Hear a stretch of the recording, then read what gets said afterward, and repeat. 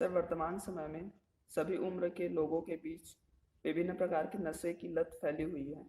आप ऐसे लोगों के लिए क्या सुधार देखते हैं?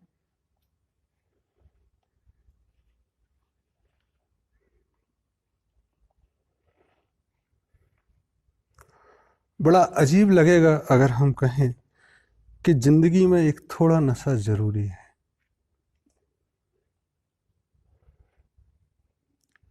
रामकृष्ण परमहंस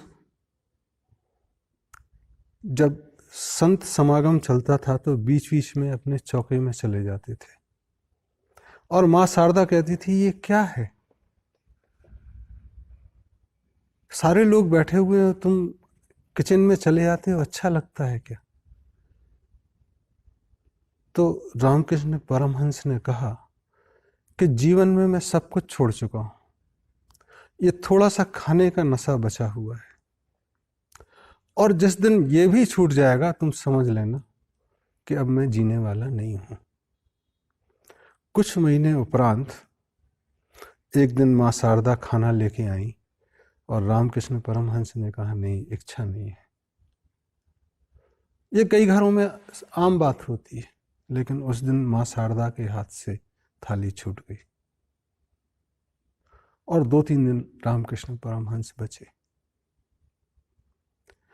तो जो पहुंचे हुए हैं, वो नशा चाहे खाने का हो चाहे किसी और का, वो जीने के लिए पाले हुए हैं। और कईयों के लिए जीना इतना बोझल हो गया कि सोने के लिए जरूरी है। ध्यान और नशे में अंतर है। जब परमहंस ध्यान में होते थे तो नशा में नहीं होते थे। लोग भगवान के ध्यान को ही नशा मान लेते हैं, जो सबसे बड़ा नशा कहते हैं लोग। लेकिन नशे में और ध्यान में थोड़ा अंतर है। कोई भी दुनिया का नशा, चाहे वो हेरोइन का हो, अफीम का हो, वो नाभि के नीचे नहीं जाता। नाभि, जिसको भारत में स्वादिष्ठान या डेथ सेंटर बोलते हैं, तो वो डेथ सेंटर में जाता है। तो जितने साधु संत गांजा भांग वगैरह लेते हैं, वो बेसिकली मौत को पहले अंगीकार करने की कोशिश करते हैं। लेकिन वो रामकृष्ण परमहंस तभी बनते हैं जब इस नशे से ऊपर आते हैं। शिव सारे नशों का अंतिम चरण कहा जाता है, और उनके जो सेवक हैं काल भैरव, वो शराब उनको चढ़ाई जाती है मंदिरों में, उज्जैन में खास तौर पे। तो जब चेतना की जरूरत ना हो, निर्णय लेने की जरूरत ना हो, तब शराब वगैरह चल जाती है। लेकिन जब जागृत रहना है नशे के बाद भी, तो जो प्राकृतिक नशे हैं वो ठीक है, जो ताजे हैं, चाहे गांजा हो, तमाकू हो, अफीम हो, पोपया सीड हो, डोडा हो। और जब उसमें चेतनता का आपको कोई जरूरत नहीं है, आर्डर को मानना है, तो सड़े गले नशे आप ले सकते हैं, बियर, दारू, कोई भी वेरिएंट। तो जो in the service of death हैं, बिना निर्णय के, जैसे आर्मी, शराब चल जाएगी। गांजा भांग वहां शायद दिक्कत देगा। लेकिन जो साधु संत है, वहां शराब नहीं चलेगी। वहां जागृतता जरूरी है। डेथ के प्रति डर खत्म करना जरूरी है। अपनी डेथ, दूसरे की डेथ नहीं। जो आर्मी में हैं और जो दूसरे ऐसे जगह हैं, वो दूसरे की जान लेने में डर ना हो, एक नशा रहे, तो पता ही नहीं, चीजें चल जाएंगी। कहते हैं कि जो कलयुग शुरू हुआ, तो कलयुग ने समय मांगा, कहाँ कहाँ जगह मांगी, तो उन्होंने कहा शराब घर, सोना, चोरी चकारी, इस जगह हमको दे दो। तो राजा परीक्षित ने कहा कि नहीं नहीं, हम कहीं जगह नहीं दे सकते। तो उसने कहा चोरी के सोने में तो दे दो। और कहते हैं कि जैसे ही उन्होंने हाँ बोला तो वो उनके मुकुट पे आ गए, क्योंकि उनका मुकुट कमाया हुआ नहीं था। तो कहते हैं कि सोने की मादकता अफीम की मादकता से 100 गुनी है। वो एक श्लोक है छोटा सा, कनक कनकते 100 गुनी मादकता अधिकाय, यह खाए बोराए नर तेह पाए बोराए। जो सोने का नशा है वो पाके ही आदमी पागल होकर रखता है, उसको तो खाने के बाद वो उससे 100 गुना नशा है। तो दुनिया में जितने बड़े नशेलची हैं वो सोने के पीछे भागे हुए और अपने नशे की पूर्ति के लिए दूसरे को नशे में रखते हैं, जिससे वो हमारा काम करते रहे। भारत में कहते हैं 200 बरस 150 बरस पहले कि एक सज्जन ने कहा कि हमको गाय का मांस खाना है यार, दे दो। तलवारें निकल गई। उन्होंने कहा नहीं, मजाक कर रहे थे, तलवार मत, हम तो ये देखना चाह रहे थे कि तुम्हारी कितनी श्रद्धा है गाय के प्रति। 1857 की क्रांति, बगावत कहो, गदर कहो, इंसाइट कहो या इंटरनल रिवोल्ट कहो, कुछ भी कहो, मंगल पांडे और बाकी लोग इसलिए उकसे कि जो कारतूस होते हैं उसमें गाय का मांस होता है इस तरह से, और पूरे भारत में क्रांति हुई। 160 बरस हुए, शर्म से चेहरा डूबेगा नहीं किसी का, लेकिन आज इंडिया लार्जेस्ट बीफ एक्सपोर्टर है। ये कैसे हो गया? कहते हैं कि एक आदमी से कहा गया कि चोरी कर लाओ, रेप कर दो, मर्डर कर दो। बोला नहीं नहीं, बोले मजाक कर रहे थे हम, थोड़ी ना, चलो पार्टी करते हैं। उसको शराब पिलाई, आराम से रहा, और वो तीनों काम उसने किए।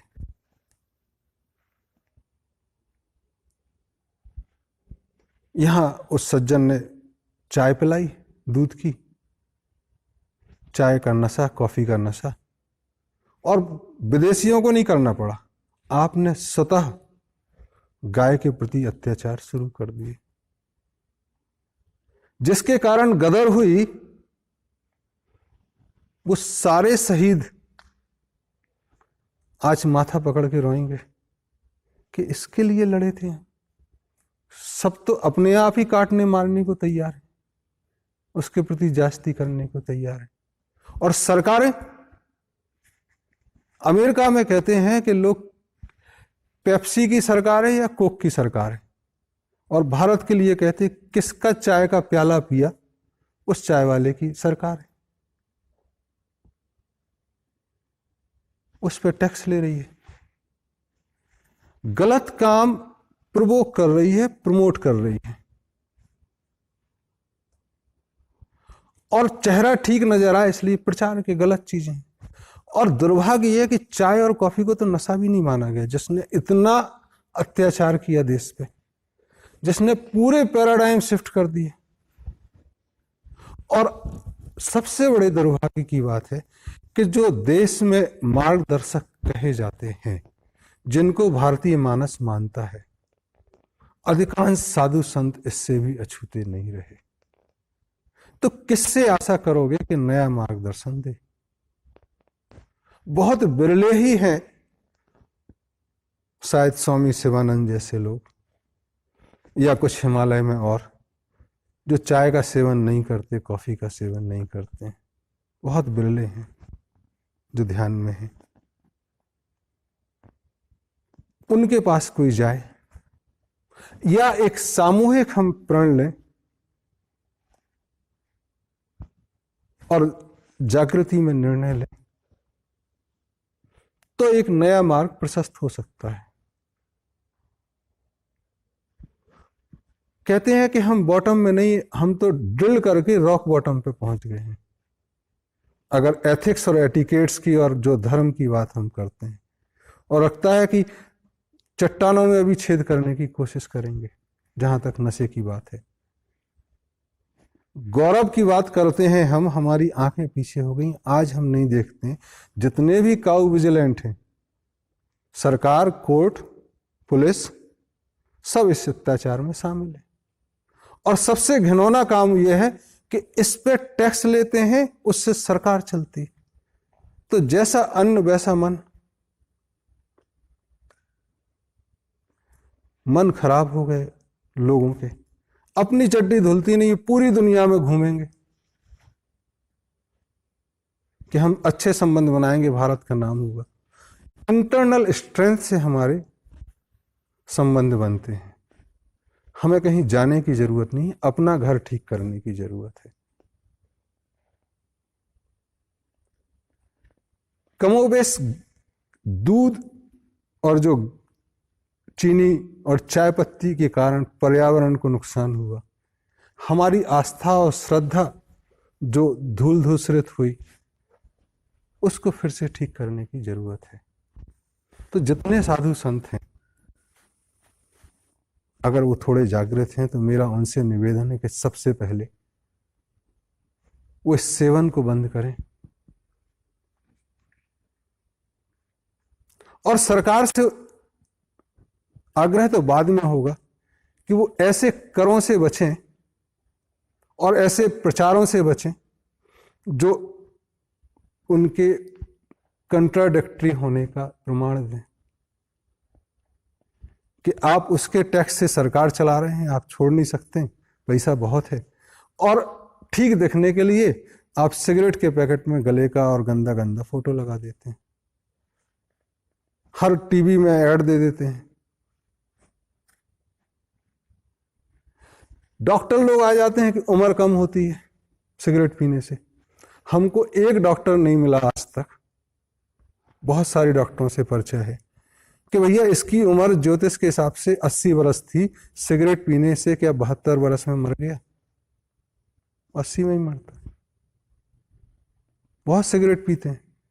कैंसर सिगरेट से नहीं होता, कैंसर होता है हेल्पलेसनेस से। हार्ट अटैक सिगरेट बीड़ी से नहीं होता, हेल्पलेसनेस, होपलेसनेस से ये चीजें होती।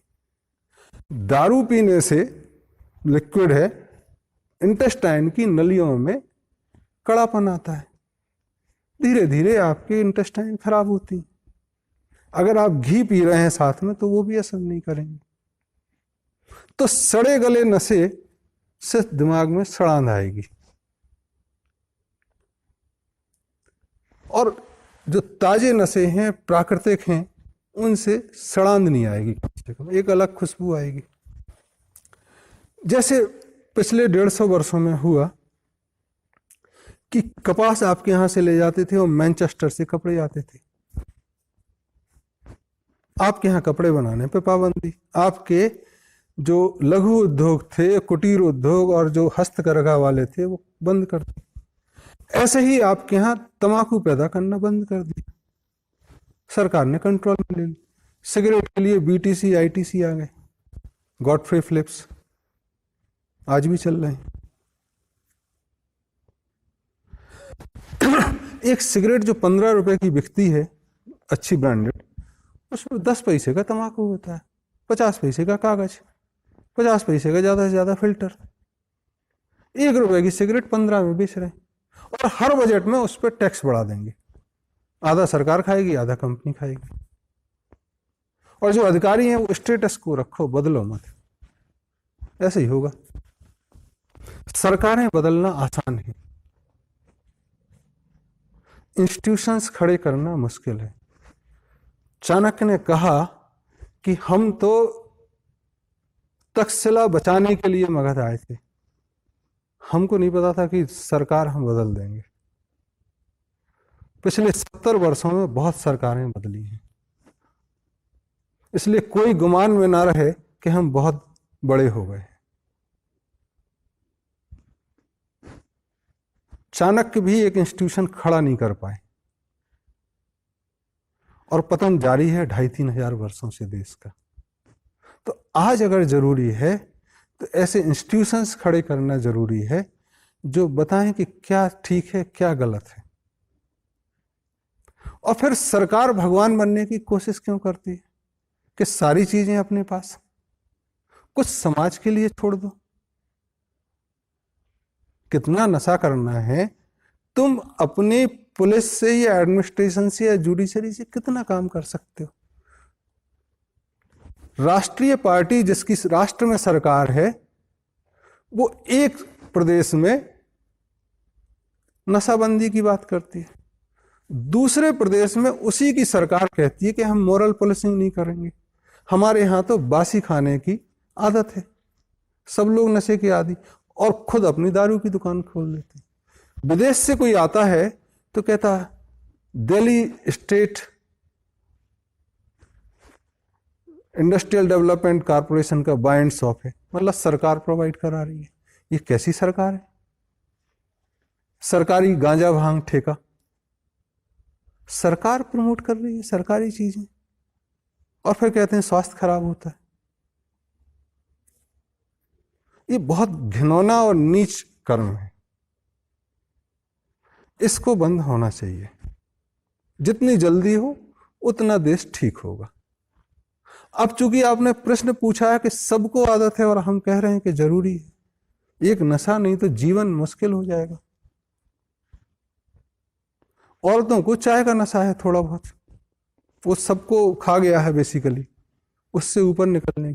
घरों में तुम देखोगे जहां रोजगार नहीं है, जहां बहुत परेशानी है, वहां आदमी क्या करे तो नशे में आदी हो जाता है। सरकार के खिलाफ विद्रोह करेगा तो उन्होंने कहा इसको नशे का आदी कर लो, विद्रोह भूल जाएगा। सरकार ने अपने ठेका भांग खोल दिया।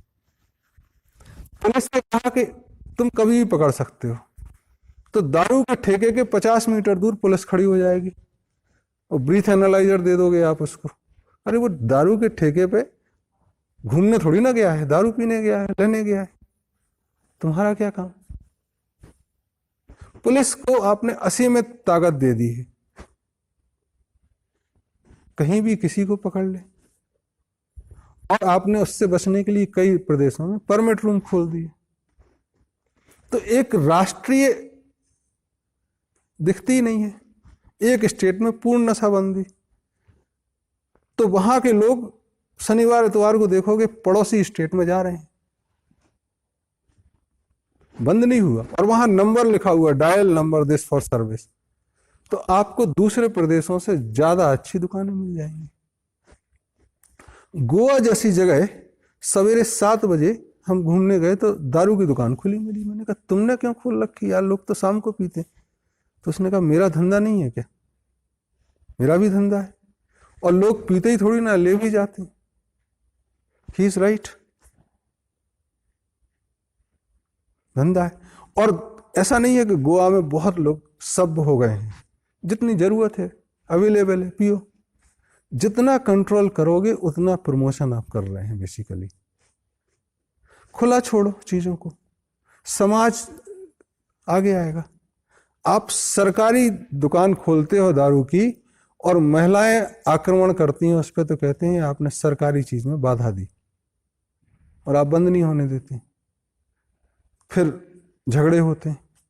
समाज की होती तो समाज चाहता बंद कर देता, और घर में पीते। आज लोग बाहर पी के आते हैं और सड़क पर उत्पात मचाते हैं। अगर आप खुला रखते तो परिवार समाज उसकी जिम्मेदारी लेता। कितना चाहिए? जो जंगलों में आदिवासी लोग हैं वहां पीते हैं लोग, लिमिट में पीते हैं, औरतें भी पीती हैं, सिगरेट बीड़ी भी पीती हैं, सारी चीजें। तो ऐसा नहीं कोई नशे में पागल है, वो आपसे ज्यादा सभ्य है। तो इन चीजों में जो बेसिक जरूरत है कि आपकी कौम बर्बाद नहीं हो, बहुत पीछे की 1857 की क्रांति से आज के बारे में नहीं, हम 2-3 साल की घटनाओं पे अगर बात दें तो उड़ता पंजाब सबने पिक्चर देखी होगी। पंजाब एक ऐसा जगह है जहां नशाबंदी सबसे ज्यादा थी इंटरनल सोशल होने के कारण। उड़ता पंजाब के बारे में ये कहना है कि जो दिखाया है बहुत थोड़ा है। हालत इतनी खराब है कि जो प्रेजेंट नेशनल गवर्नमेंट है, पार्टनर होने के कारण वो वेंचर आउट नहीं किया, उसने हारना स्वीकार किया कि हम नहीं संभाल पाएंगे, चीजें इतनी खराब हो गई हैं। तो अगर सरकारी है तो समाज का कुछ नहीं। कहते हैं कि सारे मिले भगत थी, तो सिस्टम बदला, लोग बदले तो थोड़ी शायद राहत मिली वहां। तो कौम बर्बाद करनी है तो चीजों को आप कंट्रोल में रखो। आपको लालच रहे तो उससे पैसा आता रहे। अफगानिस्तान में कहते हैं कि 2002 से ओपीएम की खेती 3 गुना बढ़ गई है। कौन लोग हैं ये समझ में नहीं आता। न्यू ऑरलीन में इतना नशा खुलेआम बिकता जितना अफगानिस्तान में नहीं मिलेगा। इंग्लैंड में भी वही हालत है। तो ये जो व्यापारी हैं, कुछ लोग, कौन है पता नहीं, इनको किसी से दया दृष्टि नहीं है, मोह नहीं है कि मेरी जनता। तो एक कलेक्टिव नेशनल इंटरनेशनल चाहिए, और भारत अपनी विशाल धरोहर के कारण शायद ये काम जल्दी कर सके। अगर कुरान को देखें तो नशाबंदी उसने कहा कि ऐसी कोई चीज नहीं पीना जो मदहोशी हो, बट तब भी आप मजारों के पास गांजा आंजा पीते देख सकते हो, उसकी इतनी नहीं। लेकिन दारू पीना सख्त मना है, उसके लिए अलग से है, और ऐसी कोई चीज नहीं है मदहोशी। उस समाज में दारू, अगर आप दुबई वगैरह देखें तो नॉन मुस्लिम्स को अलाउ है, मुस्लिम्स घरों में छिपके पीते होंगे, बट सिगरेट वगैरह अलाउड है। तो ये हमको व्यवस्था करनी होगी कि क्या चीजें ठीक हैं क्या नहीं है।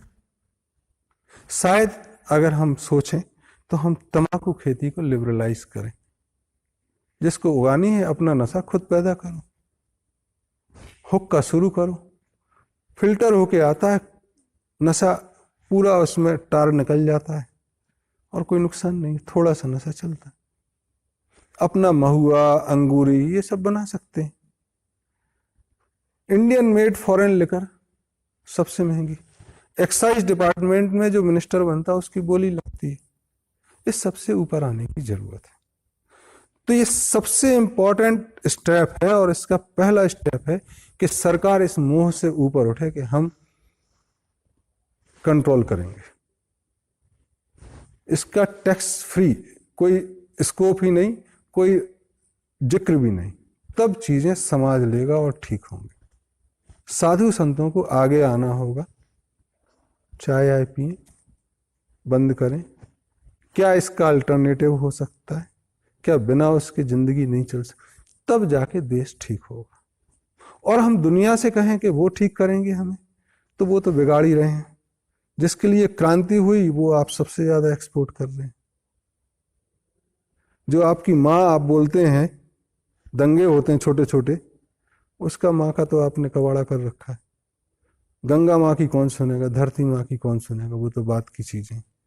तो अगर हमको बचना है तो उससे जो आय होती है उससे बचना है। मेडिकल एक्सपेंसेस को देखें तो आय से ज्यादा है वो। अगर हम बिजनेसमैन भी बने तो भी वो महंगा सौदा है। Thank you.